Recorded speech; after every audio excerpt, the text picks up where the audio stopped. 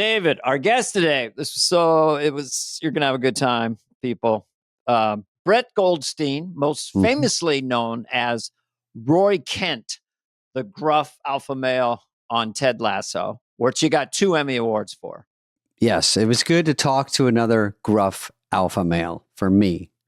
It was nice. This dude has done everything. From England, he has done Doctor Who. He has done Derek. I think Derek is the one with Ricky Gervais. Yes. Yeah. And then as of late, he's filming right now a rom-com with J-Lo, which he wrote with a friend of his. And he's doing Shrinking with Harrison Ford, Jason Segel, you know. So just nonstop. He has a deal with we can go on and on. Warner Brothers has a stand-up special. He writes and produces all these shows, and then he's in them and stuff. He'll tell us an interesting story about how he got cast. Yes, we made him do that story, and he was gracious. He's actually talking to us on his break from the movie on a weekend, which was very generous of him. And I had a good some good laughs with him. Obviously, he's a comedian, so we cracked up, but we dissected the comedy special like we always do, and which is coming out soon. What is it called, Dana? His comedy special? Oh, that's called The Second Best Night of Your Life. That's right. It's a cool name. HBO coming out. He's a very curious person as a writer, so he asked us a lot of questions. So yeah, we did. So bear with that. He was kind of curious about our situation. He has a podcast called Films to Be Buried With as well. That's out there. He's super busy, highly successful, and completely humble. Yeah. So a lot of fun and very humble, and asked us questions. So don't get mad about that, because I know but it's fun if they're interested. And we had a great 3-way chat. It was like being at dinner. And here he is.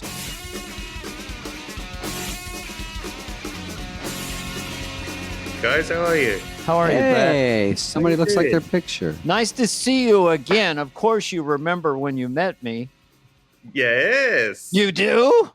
I remember both. Well, I haven't had a long chat with either of you, and I'm a big fan, but I've introduced David on stage. Oh, yeah. The improv. Interesting. I remember that. I told Dana that. We just ran into each other at one of those loud parties. It wasn't a time to, hey, I really like Ted Lasso. Really? Yeah, I know Jason Sudeikis. Really? Okay, yeah, that. I hate those parties, man. That fucking music drives me nuts. Whoa. Hey. I'm coming in hot. Yeah. What party was it? It was one of the SNL parties. Yes, that's right. That's where it was. And I wanted to say I love Head Wound Harry, but it was too loud. I'm exhausted right now because I've looked at all what you're doing out there right now. It's like, I'm exhausted because I just read your credits. What's going on, man? Yes. Busy boy.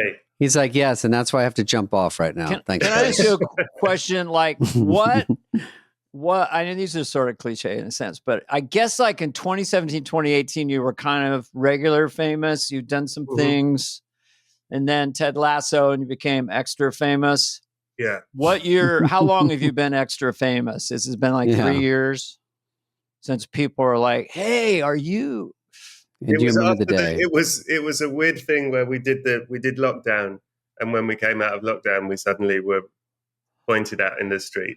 Oh, so it was playing the whole time? Just pointed at you. Hey! We were like, that's him. What's on our face? Something happened. If they said to you, this is a deal I would take. Yeah. We're going to lock you down for 2 years, but you'll be super famous after. I would say, okay. You'd take that. That's kind of what happened. Kind of a dystopian nightmare, and you just were emancipated from it into love and human beings being so excited to see you. Oh, that's a very nice way of thinking about it. How have you two coped with being famous for as long as you have been famous, which is a long, long time now? David, you go first. Well, we like it when guests ask questions. By the way. Thank you. I'm glad we got through the Brett part of this interview. Yeah, we're done with the Brett, but we get you can get a cup of tea, sit back, and 20 minutes from now, tell me everything. No, How old were you two? Because you were both. How old were you two when you were? My I got an SNL and I had kind of regular fame. It was in the 80s. But then I had Wayne's World, got an Emmy for doing political impressions. Anyway, I'm just saying everything whooshed up and I was on the cover of Rolling Stone. So for that year, it was peak fame and I found it exhausting, just basically exhausting because I'm kind of a people pleaser. And so anyone who wanted to give me the time of sure, you know. So I think David, right? It's David. Mm-hmm. I think David would have a different journey. Mine was very gradual, Brett, because stand-up, middle act, wasn't even a headliner when I got on SNL. Did an HBO like young comedian special, so I got a drop of attention.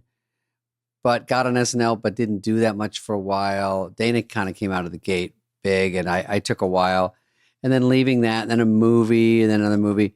I think it was after SNL, after some movies, and then a sitcom called Just Shoot Me, and then I got the cover Rolling Stone. And the cover Rolling Stone is a very hard one over here. Especially if you're a comedian. So I feel like that was when people say, when were you the most famous? It's such a weird question. And it's always right now because it's accumulation of everything kind of, or people finally caught up to stuff. But that was probably the year, because you don't get that a lot, if ever again. So I really felt like that was a fun one. And Dana got one, maybe got two, I don't know. But is this why you two are best friends? Because you've both been on the cover of Rolling Stone. Is that it's part of the club? And if you get on there, we're going to be hanging out a lot. Okay. Well, I'm just curious, how's the recognition factor in different countries, like Great Britain, compared to Ireland, or, because Lasso is Lasso, Zimbabwe. Or Ted, I like to shorten the show. Ted is global. So that's a different thing. So where are you the most? I mean, there was like the first year we were only recognized in America, but then I think the second year it sort of went, I haven't, it's sort of everywhere because I think it's because it's on Apple. Yeah. So it's like, I mean, I haven't checked. Did England take any, was there any different feeling than America? America was just sheer joy and bliss. Was England because you were there and your English, is there any different? I thought English people wouldn't take to Ted Lasso because it's sincere. So I thought English people Is that not what plays over there? No, I thought they were going to be like, you fucking prick, you sincere prick. Oh, you're so fucking earnest. Yeah. Oh, no, I don't like that show. You're so fucking earnest. Is it a lot of comedy is more insincere? Well, yeah, or negative, like as in taking the piss out of people. Snarky. I'll tell you what was a really interesting thing that happened that I learned is I did this show that no one ever saw. It was like an improvised sitcom with David Hasselhoff, where David Hasselhoff came to England and we were like his fake entourage. And it was off the record. Yeah. Off the record, yeah. And it was really funny. No one ever saw it. It was proper funny. But what was interesting about it is he, as the American, we were like improvising these scenes, and he came to us one day and he said, guys, he said, they're making you look like idiots. And we were like, yeah, no, it's okay. It's okay. Because was he worried about you guys looking stupid in a mockumentary? And it's okay because we're English. That's the joke. It's meant to be funny. Like, as in, he wanted us all to be heroes. And I was like, that's such an interesting, like. Oh, right. It's funnier that you guys are all morons. You guys and gave idiots. us Monty Python, so it's kind of like doesn't get any better than that. But I do think, first, it's philosophical alert. No, Ted Lasso, even for America, the earnestness of it, the sincerity of it took us off guard, Right. Like because people told me to watch it. I go, what? Lasso? I don't know. I was like, kind of like, Cowboy? What's it on? Peach Channel 4? No. Mm-hmm. So then I watched it and I started seeing it, and it was the chemistry and it, I'm not going to say lightning in a bottle. I'm not going to say that because I don't want to speak in cliches. It might be. A great show is when every single person in the cast is the only person you can imagine playing that part. And Ted Lasso had that across the board, in my opinion. That's very nice. I feel the same way about Just Shoot Me. Can I ask you? Is that a callback? Did it make it over there? Oh, you saw the show? Yeah. It was on late night in England. It was on BBC 1285. Yeah, it was on BBC 1285. Still getting the checks, eh? Shit, good. I'm glad you saw Just Shoot Me. It gives me some legitimacy on this call. Thank God. Yeah. Tell me this. I want to know about you two. Have you done stand-up or shows in England? No. I've been invited, but never lined up. But I, how does? I don't know if it would work. Why are you scared? We are scared. I'm scared for sure. Why won't you come? They'd love you. I just don't know if my shit would work. City. I've been there several times. I love everything about it. The West End, Eiffel Square. Yeah. Eiffel Square. All the biggies, the pyramids. Leicester Square. This is, okay, I have to ask, these are just arithmetic questions. But so you got this special that's coming out in a couple of weeks. Second best night of your life. I like the title. That's a good title. Always hard to get a title. Yeah. Spade's got one coming out called Dandelion. Always hard. Good title. I saw the trailer and the title was explained in the trailer and I was like, respect. Yeah, because I'm a puss.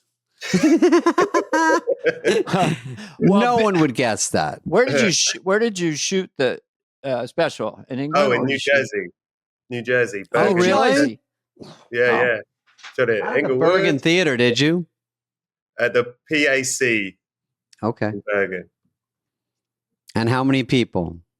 It was 2,000 there? Or 2 shows one night? 2 shows one night. Love it. So pre-pandemic, you're playing clubs, is that right? Yeah, clubs and like 50 seaters.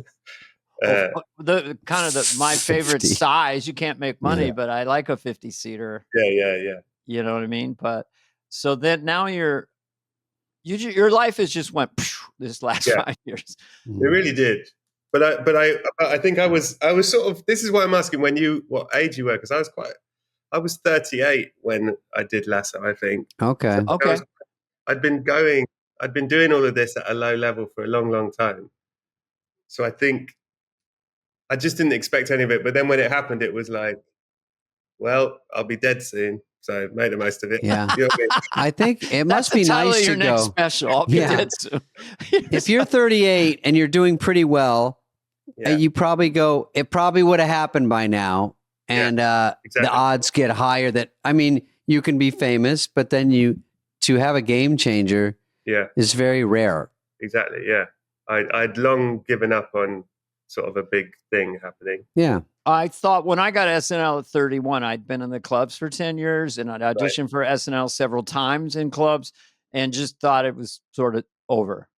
Really? A lot of things had to come together. They were recasting, and long story short, I got it at 31. And then the show was really on a low point. But by it happened to be the shit. We had to rescue it. Let's just take this guy. We can't lose. It wasn't easy. I thought I was going to turn the lights out because every pilot I'd ever done, every show I'd ever done, it failed. Sucked. So I didn't want to turn. Oh, you can turn it out now. Okay, that's 8H. Dana, turn the light out on the way out. Entire franchise. What else have you got? So I was around that age, 36, when I started to make extra money and be extra famous. And I found it's a Faustian deal in some ways over time. Do you have a financial planner, kid? He's got a printing press. I would say to you this, and I don't think I've ever expressed this. I'll just do it very quickly, is that at some point, you want a wall of money that's giving you income, not risky investments, not real estate, but liquidity, bonds, or something that is giving you a wall of income. So in 10 years from now, you never go on bended knee. You never have to do anything you don't want to do. Your career so far seems like you're in command and control because you're the executive producer, you're the writer, So you wouldn't have those issues.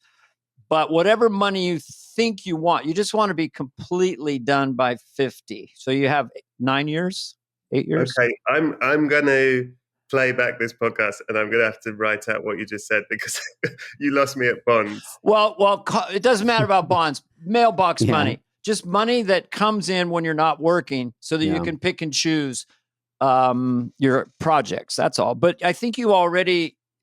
Most stand-ups just do stand-up and try to get hired. You got a big deal with Warner Bros. I mean, you're already in charge. I think you're doing perfect. I take back what I said. You don't need my advice. I'm listening. I'm listening to all of it.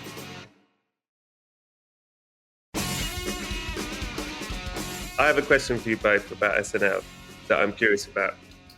Because I've spoken to Bill Hader, and I've spoken to Jason, and I've spoken to a couple of other people, and everyone tells me, when I spoke to Bill Hader, I said to him how he was making Barry at the time, and he was like writing, executing, directing, producing, all of it.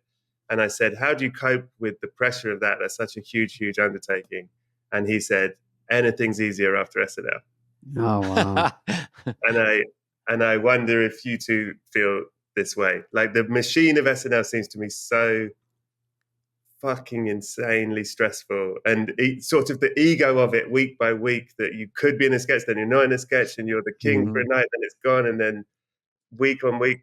How did you feel about that? You know, Bill, who's one of the greats of SNL, we all love.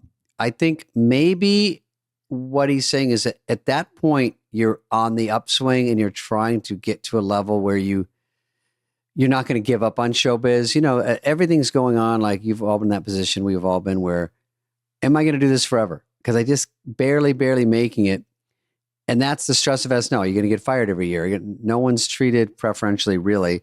And you keep writing and keep proving yourself.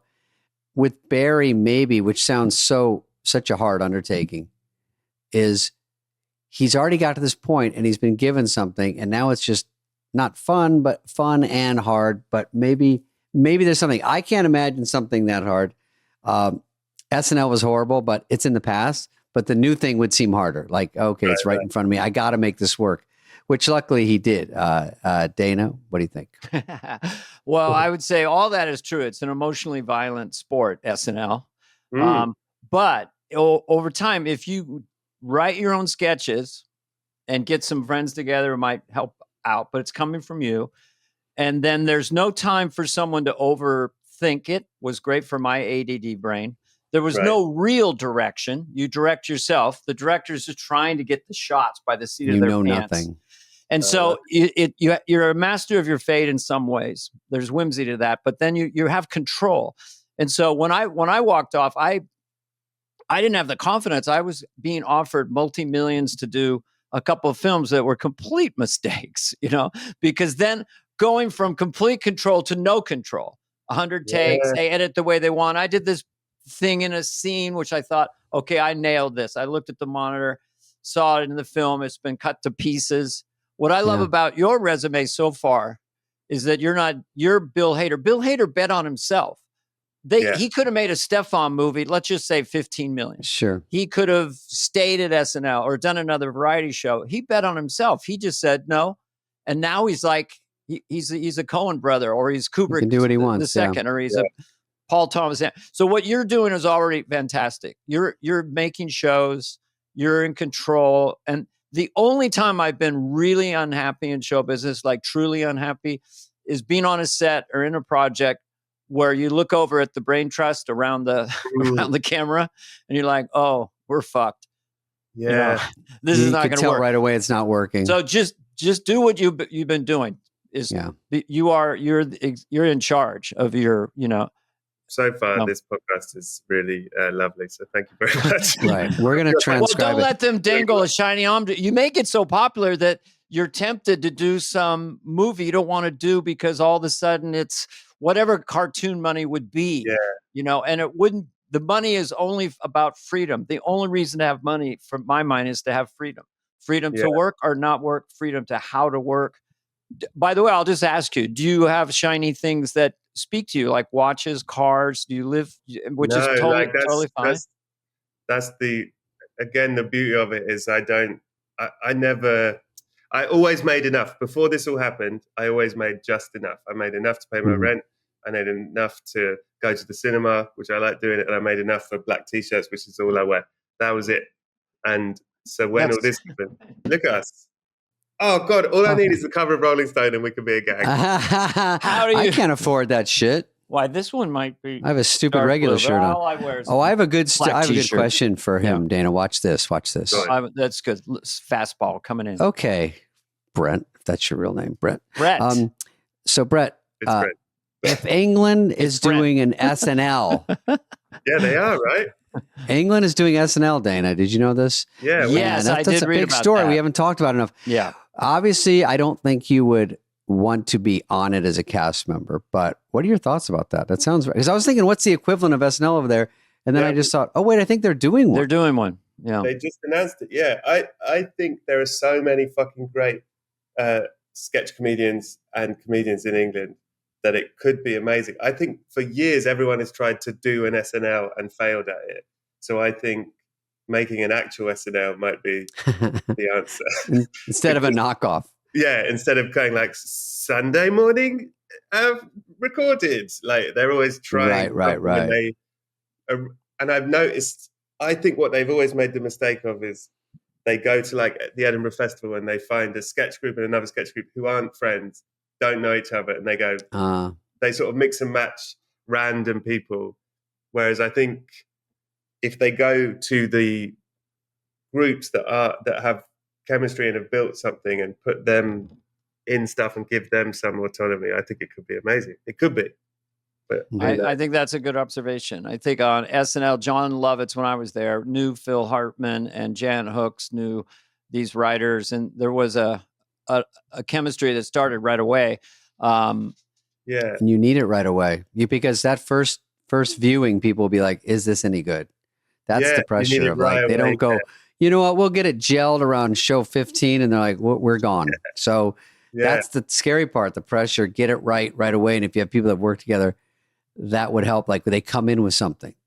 You've got to have it's such a weird thing. It's such a ephemeral thing, but I like SNL because it's like the Muppet Show, right? It is a gang show, and it is the chemistry of. Dana was Fozzie Bear for sure. It's a sporting event, but the thing about it being live is that it's obliterated all the competition. We used to have so many, mostly taped, but variety shows were huge. I assume in England as well in the 60s and 70s, early. Now they've all disappeared. I tried one in prime time. Martin Short did. All disappeared. There is no live 90-minute comedy show with a really cool band and maybe a movie star or football player host. So, stay to that. Have an athlete host. You just do all that. But you guys, between Ricky Gervais, I'll just leap around here. Peter Sellers, of course, and I already mentioned Monty Python. It's one of your biggest exports. Is comedy. Yeah. I think it's. I'd be really interested if they fuck it up. I don't know the backness of it. As in, if Lorne's involved, I don't know. Like if it's like. Would they ship a Tina Fey over to help get it going? Would they do, I don't know what extent they would be involved, because it's a very complicated show to do. And there's got to be some shortcuts of people that have done it forever that can help alleviate the full on stress it would be. Would you go? Yeah, let's go. I would go. No, I don't think I'm good enough. Dana might be good. Dana should be the first host to sort of tie it all together. I would go. I would just stay with, there's two lanes of that show. One lane is that you're seeing some unknown people, comedians, come on the show. And so you're watching them evolve and you're kind of rooting for them and seeing them find the audience get more confident. And that is a reality show. So when the show bombs, so to speak, it should be just as interesting as when it kills. Because it's live. Oh, this sketch is bombing. And it's kind of fun for the audience. Jake is the guest host, and he's horrible right now. Oh, yeah, he could be the first guest host, too. Sorry, Dana, you're pushed out. We've already had your second week. And then an athlete or someone who's never done comedy in their life is forced to do sketch comedy. So if they do it great, that's another secret sauce. You have a lot of those over there. You could do that. Those are two. And then constantly have Paul McCartney sing "Let It Be" every week. And J-Lo. Yeah, every week. Oh, to promote the movie. We got to hurry up and get this SNL going, though. Tell me, what's your like secret when you're bombing? If the sketch isn't working, what do you do?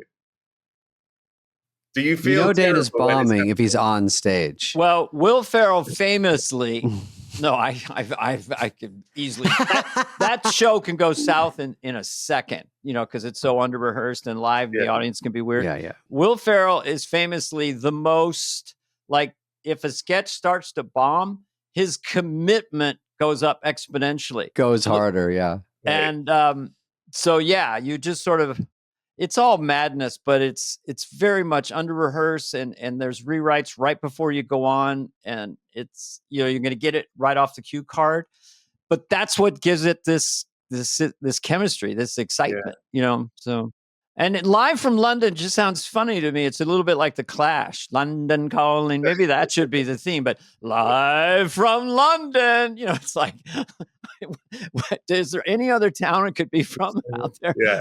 Live from Liverpool. Live from Birmingham. That has to be London. Has to be London. London calling. Dun, dun, dun, dun, dun. Yeah, you're frozen, but with a thumbs up, like you're really pleased about it.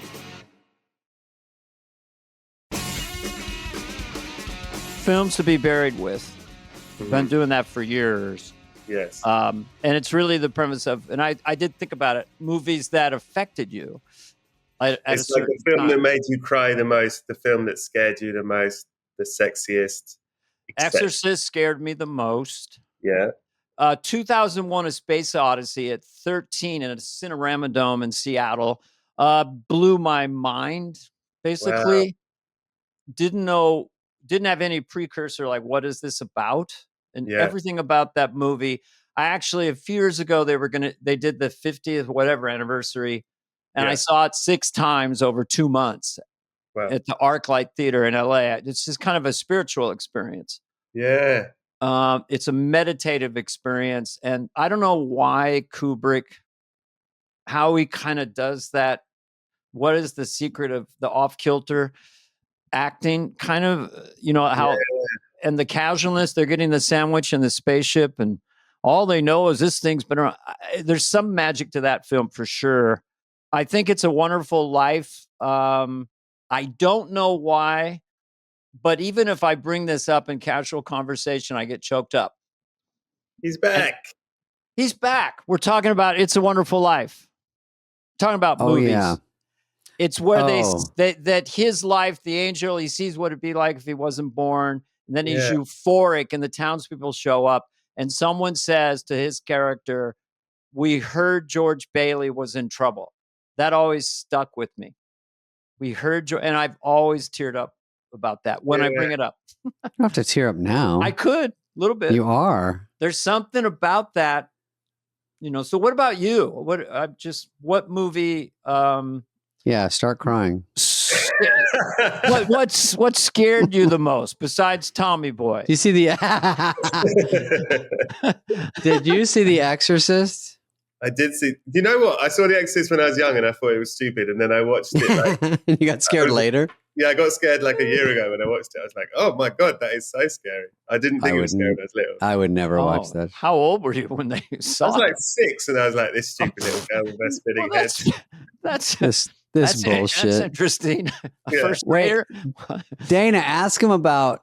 I will, because I'm too embarrassed.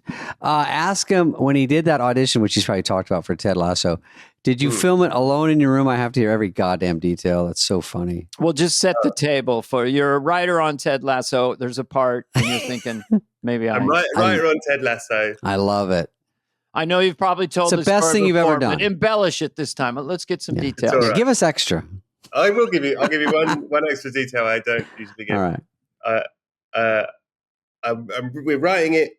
I get the thought that I think I could do Roy Kent, but I know not a single person in the room is thinking that. Everyone, and I know that if I say it out loud, everyone will be like, "Embarrassing." I love it. It's embarrassing. You know who'd be good for this? Yeah, that's how you start. If we can't find anyone, I don't think we can. You know who's actually super talented? What if he had really big eyebrows? Just a thought. Putting it out there. Anyway, I wait till we finish writing, and then I make a self-tape. But what I did with the self-tape, I went to Mosaic, which is my manager's office, and they do... Oh, in LA? Yeah, it was in LA, because that's where we wrote. Oh, okay. And I don't know if you've done this, but they have whoever the assistants are at the time, they can read in with you and they can... Oh, right. So I did my scenes with this Norwegian guy who was like an intern. So the scenes I'm acting with Keely in the original self-tape, it's me going like, Keely, and Keely's like, hello. And it's it's a dude. And not even an actor. Yeah. A sort of deadpan Norwegian man was playing Keely. and I recorded 5 scenes, and I flew back to England. I finished my contract and I flew back to England. And when I got on the plane, I sent Bill Lawrence the tape. And I said, thanks for everything. I said, look, I've been thinking I could play Roy Kent, but I appreciate that no one's thinking this. This is really embarrassing. If this is shit, I will never ask you about it. We can pretend this never happened. But if this is good, here's the tape. And then when I landed, it was like an overnight flight. When I landed, I got an email saying, this is fucking awesome. I'm going to send it. Oh, really? Wow. Well, I want to have Bill a Lawrence question is very cool about this, because the character that you play, and we're getting to know you now. So you really did, the body language is so funny and interesting of Roy Kent, and also obviously you went lower, a little more gravelly, and he's sort of an alpha type character, So did you have that in the audition tape, or did that evolve as you kind of got on the set? I think I had the posture in the tape, because I knew it was all based on a load of things, but I knew he was like a guy who had been told since little, shoulders back, head forward. Mm-hmm. He'd been told that. Yeah. And that he was leading, he's ready to headbutt someone at all times, so he's leading. But the voice was halfway there in the self-tape, I think. And they wanted you to play it up? No, I just felt right once I was there once you're sort of faced with, it's funny because I'd done this tape with a Norwegian guy in a room, but then suddenly there's 20 men and you have to be super, tougher, dominant. Yeah. So what was the line? I mean, what did he say? Something had to happen. I think it was in the audition tape and in the show. Something, or I'm going to start punching something. Silence, or I'm going to start punching dicks. And how would Roy Kent? You don't have to do the character. You want me to do it? I'm like your impression of it, because you're very good at it. I don't know. I don't know. Now you got me. I use that line when I'm waiting too long at Cheesecake. We're going to be silent in here. I'm going to start punching dicks. I'll punch your dick. Line him up. You're fucking dick. So you get to swear. Balls are next. I remember Sandler did a movie. Sorry. With Paul Thomas Anderson. I go, God, you're so good in that. And he goes, Carvey, I got to swear. So fun. You're yourself. You're on the phone. What the fuck? And so your character, how many swear words per episode? Are you allotted? Someone did count it. I think it's in the hundreds. It's in the hundreds per season. You got a real Nora on your hands. What about, do you swear in your stand-up? I don't even remember. Yes, I do, yeah. Oh, boy. Ooh. I found that interesting when I started doing gigs in America, smaller gigs, when I was first coming out here, and they'd be like, do you have a clean set? And I was like, what's a clean set? They don't, that's so true. That division in England. It's just standard. It's like everyone's dirty. Yeah. But it's also like, what do you mean a clean set? Isn't this an adult evening out? Right. But some clubs want it clean. That's funny. Or some headliners, when I used to open a middle, they'd say, keep it clean. And I'm like, huh? So I always sort of looked at a clean tip, because you're also eyeballing doing Letterman or doing a late night show. Yeah, of course. And you had to be clean. So your manager would say, you're wasting it because you can't do that bit. And I'm like, right. With the level of what you can do on a late night talk show is kind of, but so what's as far as your special coming out, what's the bit that is the bluest? We call it blue. I've got most X-rated. I've got a 5-minute bit about the C word and how America is scared of it. Oh, Brett. My mom just called. She goes, "Oh, you don't need that." We know we know that about. My mom doesn't like my own act. I like Dana. He's clever nice and he's fun, clean and cheerful. Oh, come on. Are you clean? You're clean. Your stand-up clean, Dana. Nice clean boy. For the most part, there's certain jokes that's kind of, where the punchline is "fuck you" or uses "fuck," right? And then I go, okay. And Jerry Seinfeld doesn't like that. Try to rewrite it where you don't need the word. What do you need it for? You're not Was that Seinfeld? It was Seinfeld with a little garble in the back. With fucking Eeyore.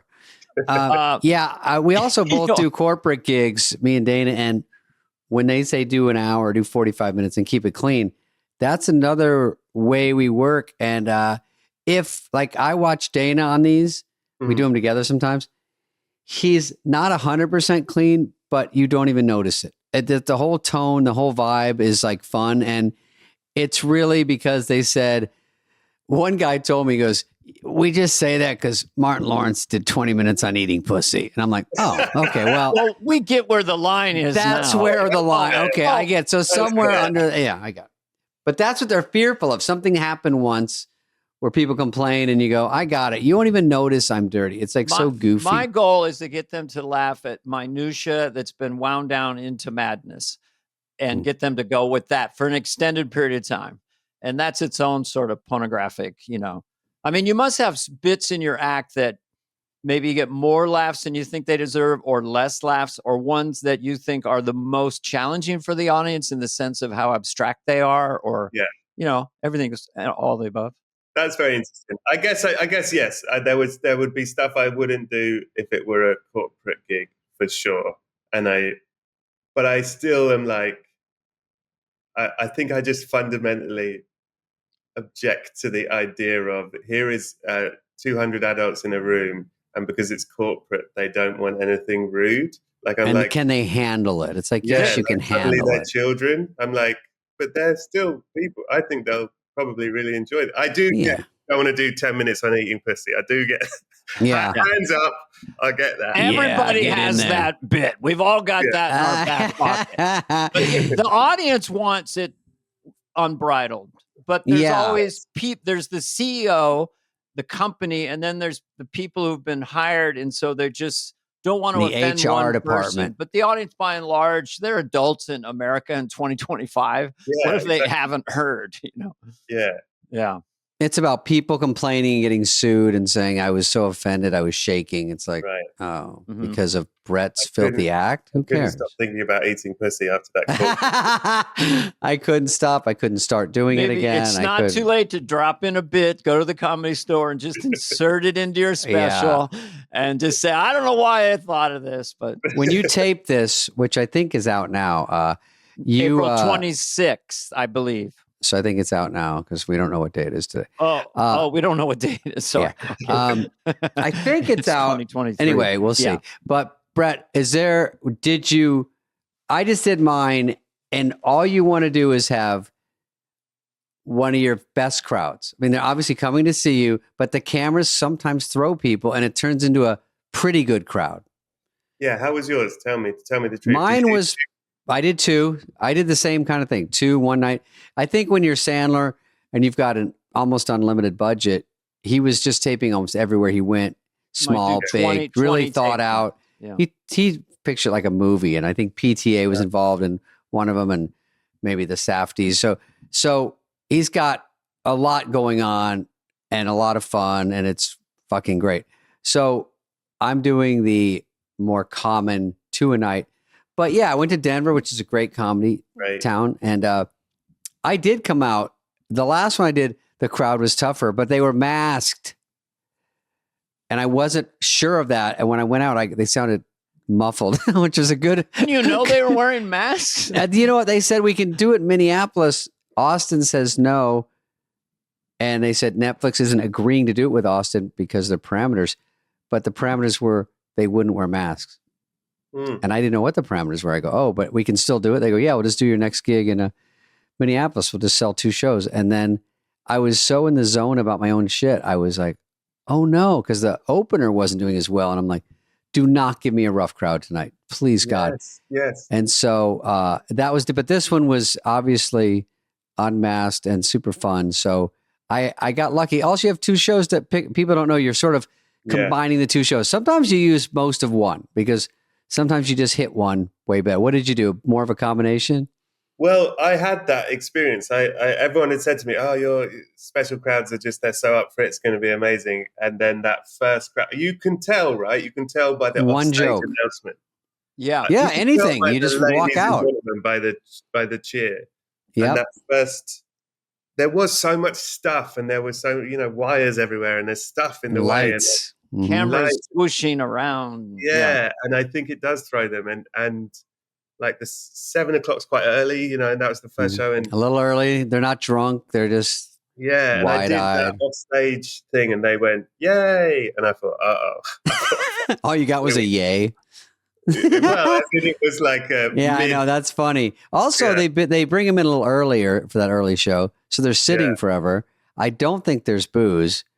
They don't want to see booze. I mean, unless you specifically ask for these things. And then they're seated with the technical issues. They can't get up, use the bathroom and stuff. Yeah. And And then I never have shot one that I felt was anywhere near the sets I did before that. But practice set. The late show was excellent crowd. Like then I was like, okay, we're good. We've got something with it. I mean, did you use most of that? They were really good. They were really good. They were both very good. I'm very grateful to all of them. But yeah, of course, I'm grateful. Anyone shows up.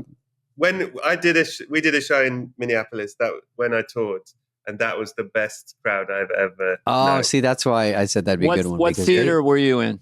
The Guthrie or was it Paramount? Maybe. No, that was Denver. I'd have to go in my calendar because they do have. No, we'll give you 20 minutes. Please go find out. Could you give me 35 minutes to just 35. I love when you said you wrote Ted Lasso in LA. I pictured you in a castle in England. Anything in England, I feel like it's a castle. Anything with a British accent seems smarter, more sophisticated. Yeah. We've seen all your movies all these years. I always tell Dana, if I'm famous, I'll go over there. But I went there for one day and I wasn't too sure.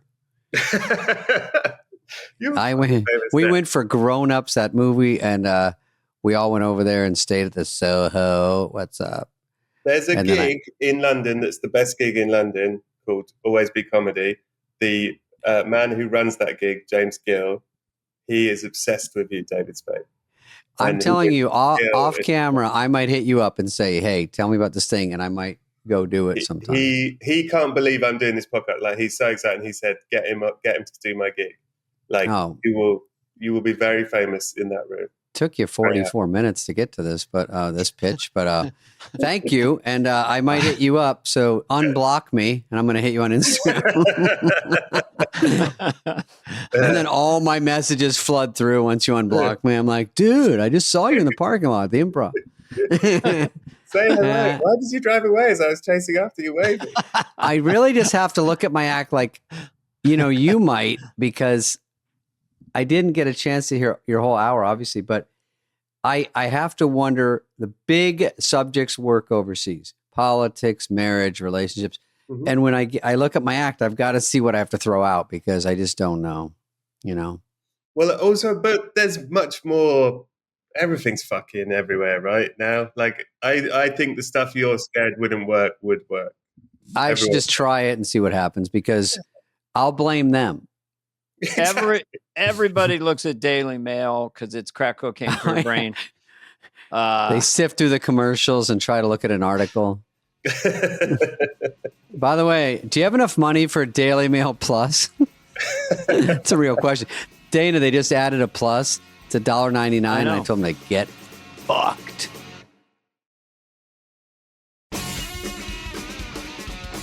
So, by the way, you're doing a movie with Jennifer Lopez currently, right? Yes. Yeah, we're filming at the moment, yeah. Do you know what it's called? I do. You tell me. It's called Office Party. Office Romance? Office Time. Office? It's called Office Schmoffice? Meet you at the office. What's it called? Meet you at the office? It's called Yeah, Office. so is it a rom-com? Be honest. It's a rom-com. It's nice. A big school rom-com. So this is you stepping outside the lines unless you wrote and produced this film. No, I did co-write this with Joe Kelly. And do you play Roy Kent in this? This is a lot of people are asking. No. Okay. He plays Ted Lasso. He plays Ted. I play Keely Jones in this one.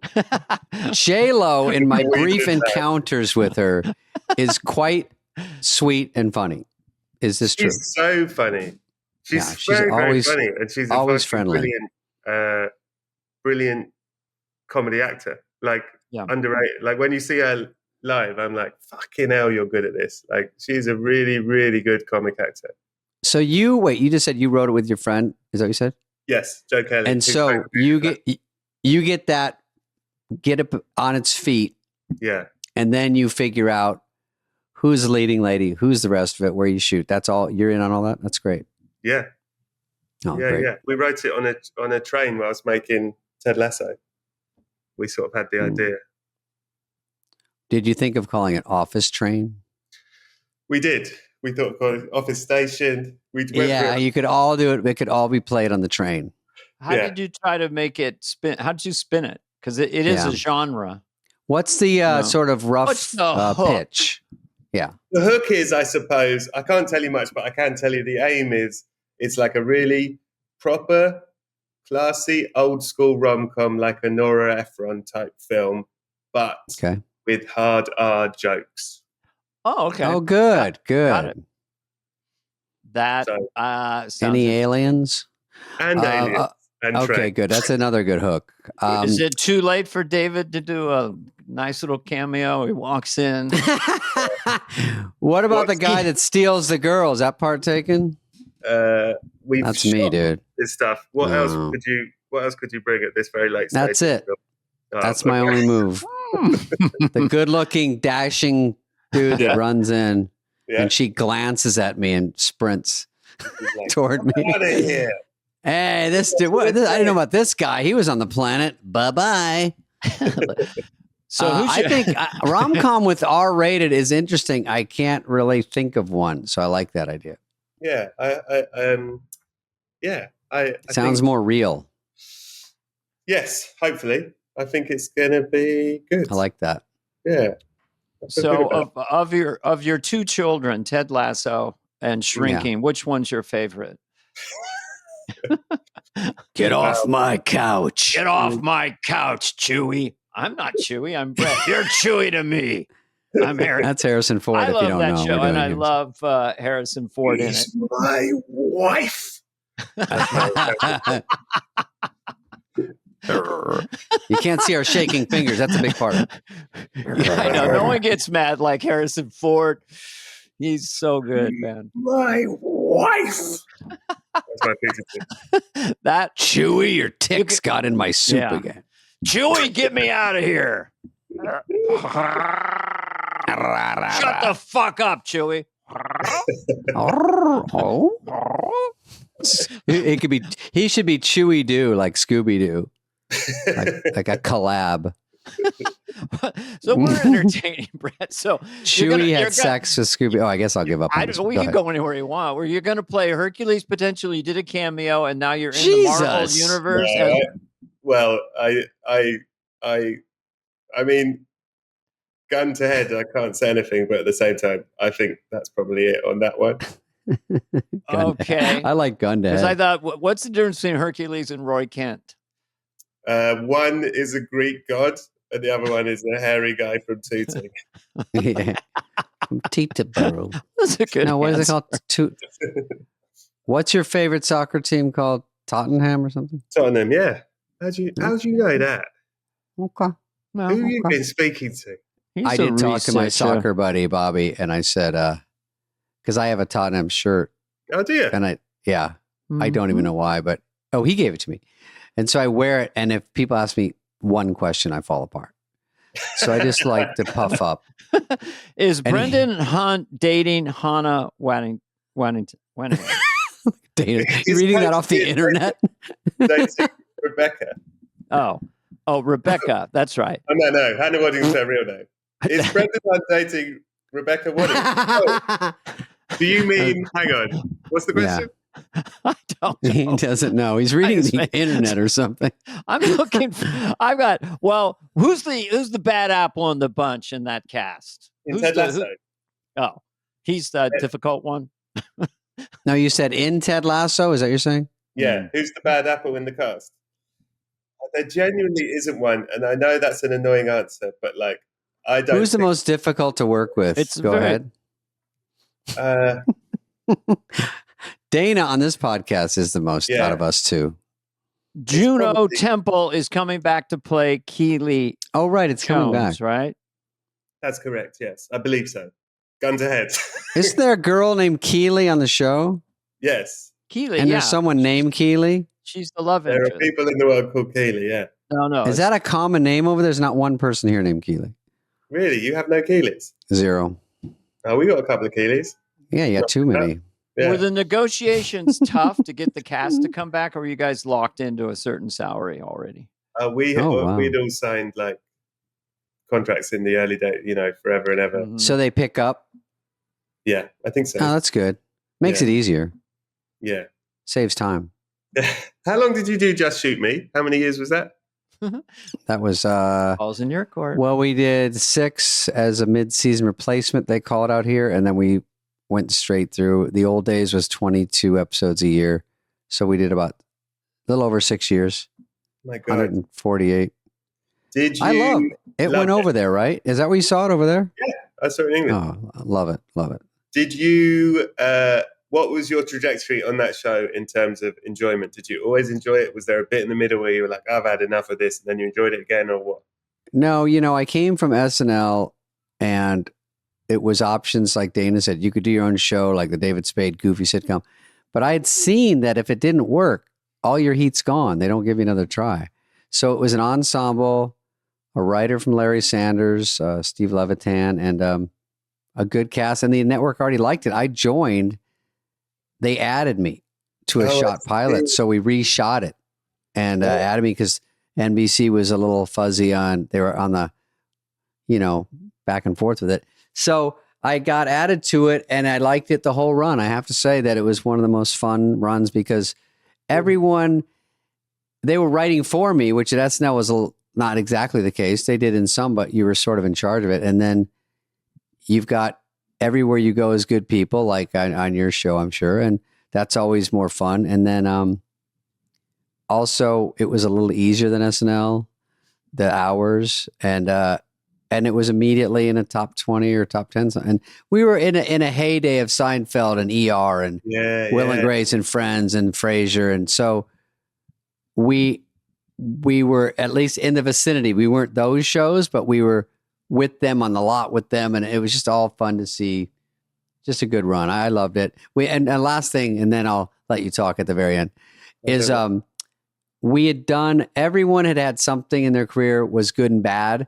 Mm-hmm. And so everyone was really happy to be there and lucky and appreciated it.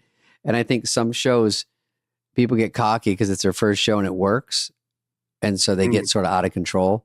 But we were like, every year we got picked up, we're like, this is so great. Because it could all go down to shit. Everyone knew it. What was your last day like? Tearjerker, of course. Bawling. If I knew we were going to do it again in a year, that would have been fun for me. Yeah. But I guess yours isn't really a reboot because it's sort of just keep going, right?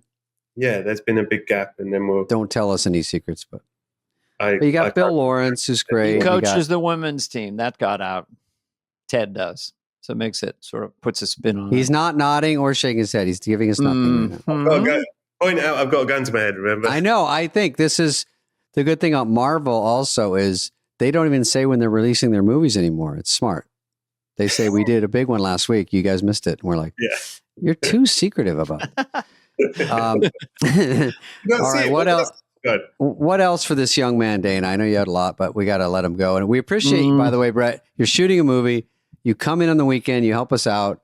We wanted to talk to you for a while, so thank you very much. Guys, very cool. I appreciate you both very much, and I'm genuinely grateful I got to hang out with you. This is very, very cool for me, so thank you for your time. I want you to see me in better lighting, but that'll be, It's soon. fun to see someone on TV playing a character, and then meeting you like this. It's just interesting because all I knew was that, character. Yeah. So it's, I see why you won the Emmys. Compliment alert. Good job. Compliment alert. Sorry. Thank you. Back to back is a super compliment. But anyway, I mean, I can't, it's your podcast, Films to be Buried with. If you're ever bored and you have time, you should both come and do it one day. I would love to have you, but no pressure. There's nothing worse than being asked to do a podcast.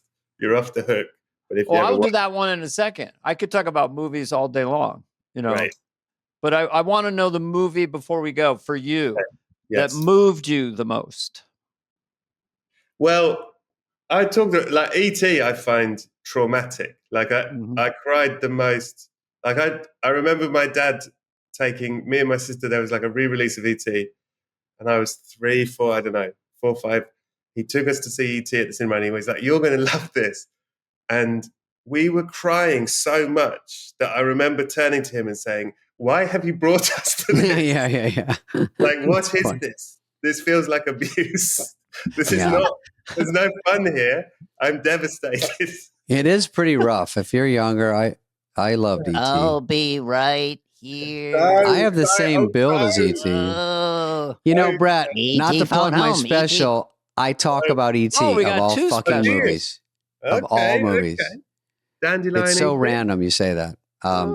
But that one did kind of rough me up too. I get it. Yeah. I mean, those movies like that, or like Bambi when you're not ready for the beginning part and you're like, who cleared this? You know what? My friend Roisin Connerty, if you don't know her, she's a fucking brilliant comedian in England. And her father died. And she once said to me, Disney always has these films where the parent dies and things like that. And people say it's good for kids because it teaches them about death. She said that when her dad died, not for a second did she think, well, thank God I saw Bambi. No shit. That's a really funny line. You're like, hey, your mom might die when you're 70, but we'll let you know what it feels like when you're 6. Yeah, that was cruel. All right, buddy. I would say, you're doing good. I don't know if you need any more plugs other than your specials out.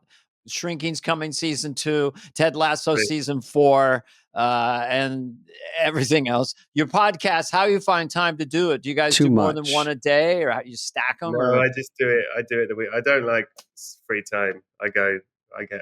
You like to keep it busy. I get deep darkness if there's any space, so I just fill it up. Got it. Huh. Well, that's a whole other podcast. We'll have you back exactly. next year. Yeah. Anyway, it's been I think about death all the time. Anyway, lovely to see you guys. Hey, great. Death and Darkness coming He's soon. Severely depressed, but Ted Lasso is coming out. Jason Sudeikis will cheer you up. Anyway, tell Jason hello and good luck with everything with the movie. And guys, thank you for having me. We'll see you around campus. This has been a presentation of Audacy. Please follow, subscribe, leave a like, a review, all the stuff. Smash that button, whatever it is, wherever you get your podcasts. Fly on the Wall is executive produced by Dana Carvey and David Spade, Jenna Weiss-Berman of Audacy, and Heather Santoro. The show's lead producer is Greg Holtzman.